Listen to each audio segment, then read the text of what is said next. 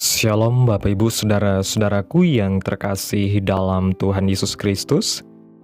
Selamat malam, salam sejahtera untuk kita semua, dimanapun saudara-saudara berada. Selamat berjumpa di Renungan Kristen pada malam hari ini. Kiranya kekuatan dan sukacita oleh Roh Kudus melimpah dalam hati dan kehidupan saudara semua, dan semoga saudara semua dalam keadaan sehat selalu. Pada malam hari ini, sebelum kita mendengarkan renungan firman Tuhan, mari terlebih dahulu kita berdoa. Bapa kami yang ajaib dan mulia, segala pujian, syukur, hormat hanya bagi-Mu. Engkau Allah yang kudus dan kekal, Bapa di dalam kerajaan Allah. Kami memuji dan memuliakan Engkau, ya Tuhan Yesus yang baik. Kami mengucap syukur oleh karena pertolongan-Mu di sepanjang hari. Kami boleh dimampukan Tuhan untuk melewati hari ini, melakukan tugas dan tanggung jawab kami. Semuanya karena pertolongan Tuhan. Saat ini ya Tuhan, kami akan mendengarkan firman-Mu. Berilah kami pengetahuan dan bimbinglah kami, agar apa yang Engkau firmankan dapat bekerja sesuai dengan kehendak-Mu. Bukalah hati dan pikiran kami untuk mendengar dan menerima firman-Mu dengan baik. Kiranya firman-Mu ini dapat kami lakukan dalam setiap kehidupan kami dan menjadi berkat bagi hidup kami. Berfirmanlah ya Tuhan, kami sudah siap menerima firman-Mu. Di dalam nama Tuhan Yesus Kristus kami berdoa dan mengucap syukur. Amin. Bapak Ibu Saudaraku yang terkasih, ayat renungan kita pada malam hari ini terdapat dalam Injil Yohanes pasal 15, ayatnya yang ke-12, yang berkata demikian. Inilah perintahku, yaitu supaya kamu saling mengasihi, seperti aku telah mengasihi kamu. Bapak Ibu Saudaraku yang diberkati Tuhan, ini adalah sebuah hukum, sebuah perintah dan keharusan untuk kita saling mengasihi. Mau tidak mau, susah atau tidak susah, dan seberapa besar pun kesulitannya, ini adalah perintah bagi kita, supaya kita wajib melakukannya. Karena perintah ini bukan perintah dari seorang komandan, tetapi perintah ini adalah dari seorang yang memiliki dan memegang kehidupan kita, yaitu Tuhan Yesus Kristus. Dia yang menciptakan dan menentukan hidup kita, serta membawa hidup kita kepada rencananya yang indah. Ukuran dan standar perintah ini bukan hanya sesama manusia saling mengasihi, tetapi mengasihi seperti Tuhan telah mengasihi kita semua. Mengapa sangat sulit untuk mengasihi? Karena zaman ini sudah rusak. Kita dikecewakan orang, bahkan kadang-kadang air susu dibalas air tuba. Inilah yang membuat kita susah untuk mengasihi sesama. Kita harus selalu mengingat perintah ini, yaitu sekali mengasihi, harus tetap mengasihi. Injil Yohanes pasal 15 ayat 13 dan 14 mengatakan, "Tidak ada kasih yang lebih besar daripada kasih seorang yang memberikan nyawanya untuk sahabat-sahabatnya. Kamu adalah sahabatku, jikalau kamu berbuat apa yang kuperintahkan kepadamu." Ini adalah sebuah predikat atau sebuah jabatan, bahwa murid-murid disebut sebagai sahabat Yesus. Dan peristiwa ini tidak sampai 24 jam ketika Yesus ditangkap dan menyatakan kasih-Nya, di mana Ia benar-benar memberikan nyawanya. Dan seorang sahabat selalu mempengaruhi satu dengan yang lain. Jadi, dengan siapa kita bersahabat, kita akan menjadi sama seperti Dia. Karena persahabatan bukan hanya sebuah hubungan dekat, tetapi persahabatan yang sesungguhnya saling mempengaruhi satu dengan yang lain, bahkan sampai gaya hidupnya akan menjadi sama. Sehingga firman Tuhan mengingatkan bahwa pergaulan yang buruk merusakkan kebiasaan yang baik. Dalam sebuah perintah selalu ada tujuan. Tuhan memerintahkan supaya kita saling mengasihi karena memiliki tujuan. Karena pentingnya tujuan ini, perintah ini sampai ditegaskan oleh Yohanes. Dalam Injil Yohanes pasal 15 ayat 12 dan 17 mengatakan, "Inilah perintahku, supaya kamu saling mengasihi, seperti aku telah mengasihi kamu. Inilah perintahku kepadamu, kasihilah seorang akan yang lain." Dalam ayat ini Yesus mengulang perintah kepada murid-muridnya. Biasanya jika Yesus mengulang kata yang sama, berarti sesuatu yang sangat penting. Ada tujuan di balik perintah yang Yesus sampaikan kepada murid-murid. Apa tujuan perintah yang Yesus sampaikan? Dalam ayat 11 dikatakan bahwa semuanya itu kukatakan kepadamu, supaya sukacitaku ada di dalam kamu, dan sukacitamu menjadi penuh. Di balik perintah yang Tuhan sampaikan ada sebuah tujuan, supaya kita setiap orang percaya mengalami sukacita dari Tuhan.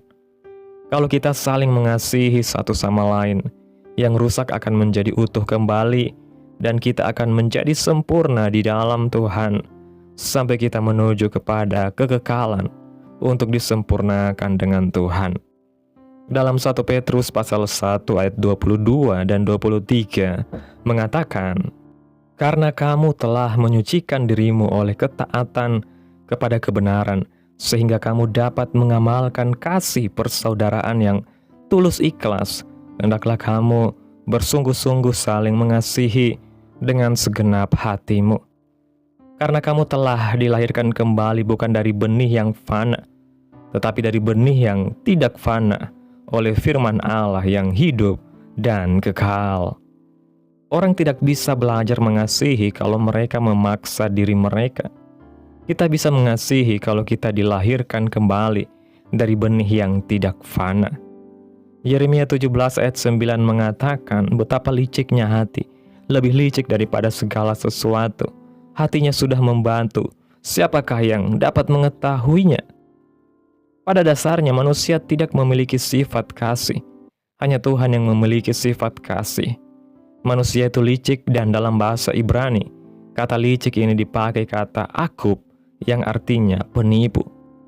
Yohanes 1 ayat 1, ayat yang sudah kita hafal. Pada mulanya adalah firman.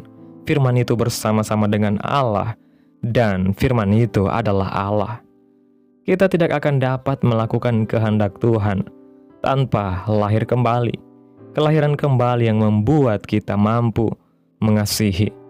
Titus 2 ayat 11 sampai 14 mengatakan, "Karena kasih karunia Allah yang menyelamatkan semua manusia sudah nyata.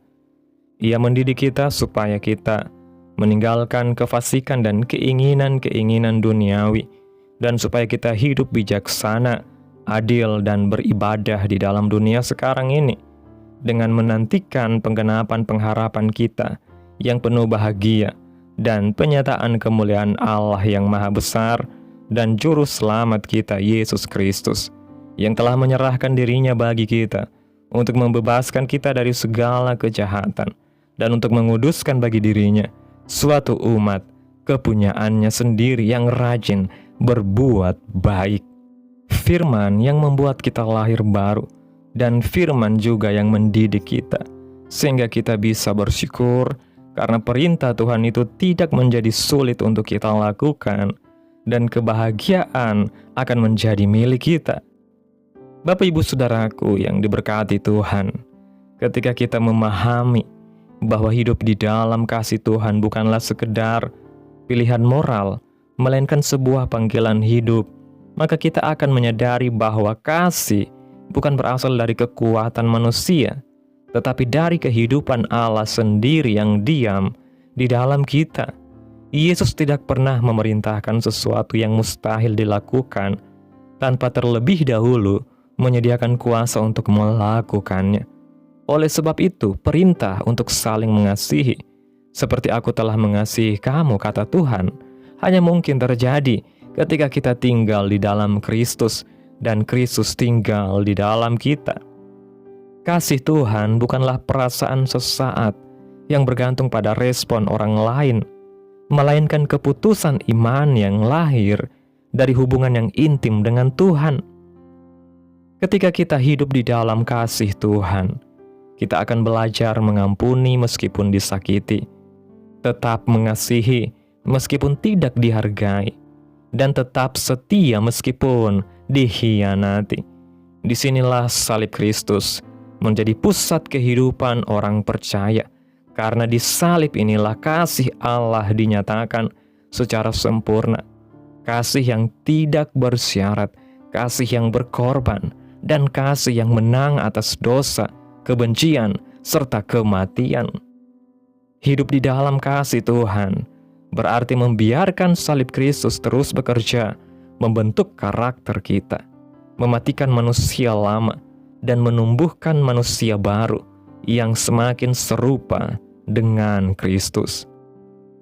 Bapak, Ibu, Saudaraku yang dikasihi Tuhan, hidup di dalam kasih Tuhan akan memulihkan relasi yang rusak dan menjadi kesaksian yang hidup bagi dunia. Dunia ini haus akan kasih yang sejati, bukan kasih yang penuh kepentingan, bukan kasih yang menuntut balasan, dan bukan kasih yang berhenti ketika terluka.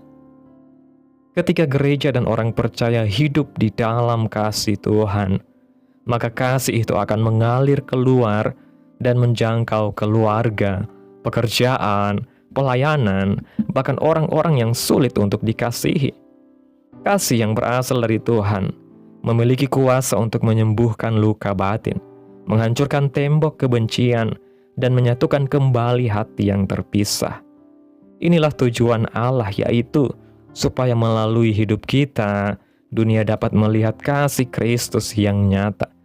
Ketika kita memilih untuk tinggal di dalam firman, membiarkan Roh Kudus mendidik dan menuntun kita, maka perintah untuk saling mengasihi tidak lagi menjadi beban, melainkan menjadi gaya hidup yang membawa sukacita yang sejati.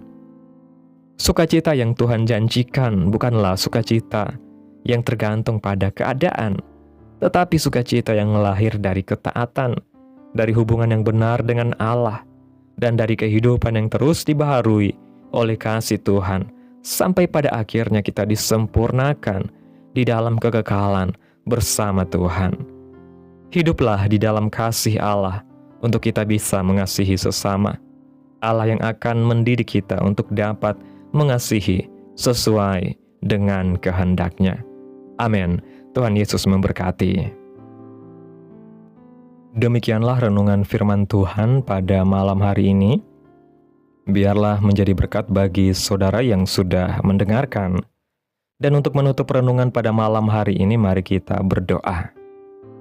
Segala pujian, syukur, dan hormat serta kemuliaan bagi Allah Bapa kami yang kudus dan kekal, Bapa di dalam kerajaan sorga, Allah yang mulia dan ajaib, di dalam nama Tuhan Yesus Kristus.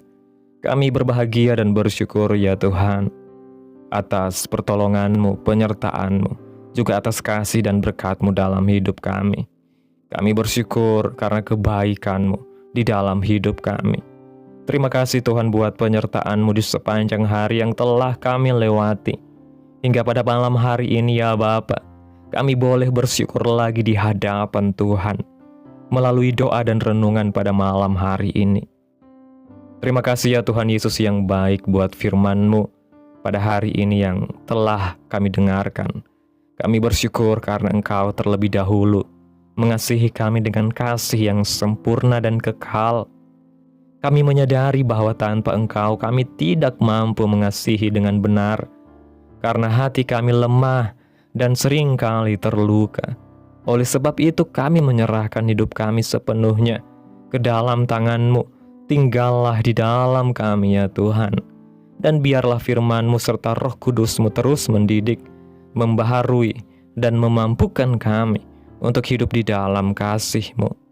Ajarlah kami untuk mengasihi, bukan dengan kekuatan sendiri, tetapi dengan kasih yang berasal dari salib-Mu. Agar melalui hidup kami, nama Tuhan dipermuliakan, dan banyak orang mengalami kasih-Mu yang menyelamatkan. Terima kasih Tuhan buat firman-Mu yang menegur kami hari ini. yang mengingatkan kami, yang menuntun setiap jalan kehidupan kami. Biarlah firman-Mu terus tertanam dalam hati kami, bertumbuh berakar dan berbuah di dalam Tuhan, sehingga kehidupan kami ini boleh berbuah-buah di hadapan Tuhan dan menjadi berkat bagi banyak orang. Biarlah firman-Mu terus menyegarkan jiwa kami, menghidupkan hati yang lemah dan lesu, dan membangkitkan harapan dan kasih. Berkati umat-Mu yang sudah mendengarkan firman-Mu hari ini. Berkati di setiap saat, tempat, dan kondisi hidup mereka agar senantiasa selalu merindukan dan membutuhkan firman Tuhan sebagai pelita kebenaran yang memerdekakan dan penghiburan yang menguatkan. Ajarilah kami bahasa firman-Mu dan bimbinglah kami untuk selalu hidup sesuai kehendak-Mu, agar kami selalu dekat kepadamu. Kiranya Engkau terus memberkati kehidupan kami, keluarga kami, sanak saudara kami, daerah tempat tinggal kami, bangsa dan negara kami, pemerintah kami. Biarlah semuanya ya Tuhan dalam kendali-Mu dan perlindungan-Mu. Dan kiranya ya Bapa, damai dan sejahtera-Mu, serta keadilan-Mu, keamanan terjadi atas bangsa dan negara kami ini ya Tuhan. Serta jadilah sesuai kehendak-Mu yang terbaik dalam kehidupan kami anak-anak-Mu. Hamba berdoa ya Tuhan buat umat-umat-Mu yang sudah mendengarkan renungan firman Tuhan pada malam hari ini, yang saat ini sedang mengalami sakit penyakit, pergumulan masalah, kebutuhan ekonomi. Kiranya Tuhan menjamah kehidupan umat-umat-Mu saat ini. Sembuhkan sakit penyakit mereka ya Bapa. Pulihkan keadaan umat-umat-Mu. Memberkati perekonomian mereka serta Tuhan berikan jalan keluar dalam setiap pergumulan masalah yang umat-umat-Mu sedang hadapi. Dan ajarlah kami ya Tuhan untuk selalu berharap dan terus percaya sepenuhnya hanya kepada Tuhan Yesus. Pada malam hari ini ya Bapa, kami akan beristirahat dalam tidur kami. Tutup bungkus kami oleh kuasa-Mu, hindarkan kami dari segala kecelakaan, mara bahaya, sakit penyakit, orang-orang jahat, kuasa-kuasa kegelapan iblis, bencana-bencana alam, hal-hal yang tidak kami inginkan. Tuhan singkirkan, Tuhan jauhkan, Tuhan hancurkan, hanya di dalam nama Yesus. Kiranya Engkau sertai dan lindungi kami di sepanjang malam ini, sehingga kami boleh bangun besok pagi dengan tubuh yang sehat, kuat, serta diberkati Tuhan. Terima kasih ya Tuhan Yesus yang baik, inilah yang menjadi doa kami. Mari bersama kita berdoa. Bapa kami. Bapa kami yang di sorga, dikuduskanlah nama-Mu, datanglah kerajaan-Mu, jadilah kehendak-Mu di bumi seperti di sorga. Berikanlah kami pada hari ini makanan kami yang secukupnya, dan ampunilah kami akan kesalahan kami, seperti kami juga mengampuni orang yang bersalah kepada kami. Dan janganlah membawa kami ke dalam pencobaan, tetapi lepaskanlah kami daripada yang jahat, karena Engkaulah yang mempunyai kerajaan dan kuasa dan kemuliaan sampai selama-lamanya. Amin. Terimalah berkat Tuhan. Tuhan memberkati engkau dan melindungi engkau. Tuhan menyinari engkau dengan wajah-Nya dan memberi engkau kasih karunia. Tuhan menghadapkan wajah-Nya kepadamu dan memberi engkau damai sejahtera. Terimalah berkat Tuhan. Di dalam nama Tuhan Yesus Kristus kami berdoa. Amin. Selamat malam, selamat beristirahat. Tuhan Yesus memberkati.